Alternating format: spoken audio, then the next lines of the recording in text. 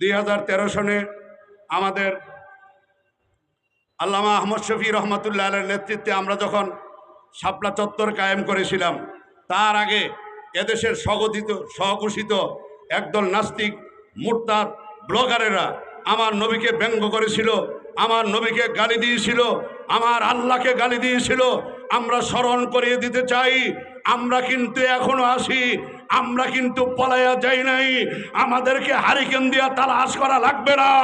আবার যদি ভবিষ্যতে কোনোদিন আমার নবীর ইজ্জত দিয়ে ছিনিমিনি খেলায়, আর ছাড় দেওয়া হবে না, আর ছাড় দেওয়া হবে না। ঠিক কিনা বলে?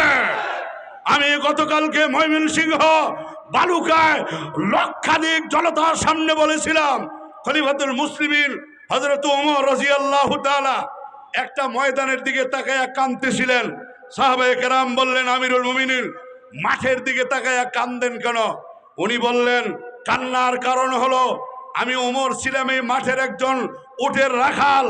আমার আব্বা আমাকে সর দিয়ে বলতো, ওমর মাথার মধ্যে লাদা এবং গোবর আসলো কিভাবে?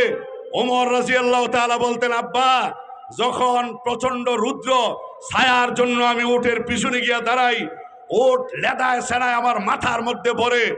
ওমর রাদিয়াল্লাহু তাআলা আব্বা সর দিয়ে বলতেন, লম্বা একটা ছেলে আল্লাহ আমাকে দান করছে, আকল পতারের লেশও নাই।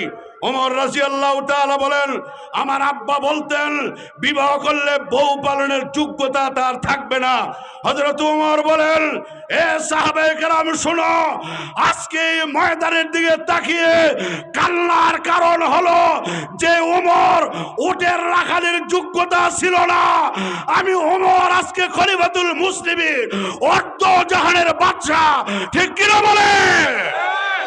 আজকে ঐতিহাসিক কুমিল্লার টাউন হলের ময়দান থেকে বলে দিতে চাই, যারা আলেম ওলামাকে হিংসাত্মক নজরে দেখেছিলেন, মৌলবাদী বলেছিলেন, রাজাকার বলেছিলেন, আলবদর বলেছিলেন, ধর্ম ব্যবসায়ী বলেছিলেন, নবীর দুশমনরা আলেম ওলামার পথকে রোধ করার জন্য চেষ্টা করেছিলেন, অতীতকে ভুলে যাবেন না, ভুলে যাবেন না।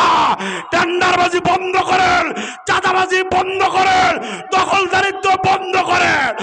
আর না হয়তো অতীত থেকে শিক্ষা গ্রহণ না করলে এই জাতি আপনাদেরকে ছাড়বে না, ছাড়বে না, ছাড়বে না। আল্লাহ যেন ওলামায়ে কেরামকে জাতীয় ওলামা মাশায়েখ আইম্মা পরিষদের ব্যানারে এসে ঐক্যবদ্ধভাবে আইম্মা মাসাজিদ সহ সকল ওলামা মাশায়েখ পীর মাশায়েখদের পক্ষে ঐক্যবদ্ধ আওয়াজ তোলার তৌফিক আমাদেরকে দান করে, সেই লক্ষ্যে ইসলামী আন্দোলন বাংলাদেশ কুমিল্লা মহানগরী শাখার পক্ষ থেকে আয়োজকদেরকে ধন্যবাদ জানিয়ে আমি আমার বক্তব্য এখানে শেষ করছি। ওমা তৌফিক ইল্লা বিল্লাহ।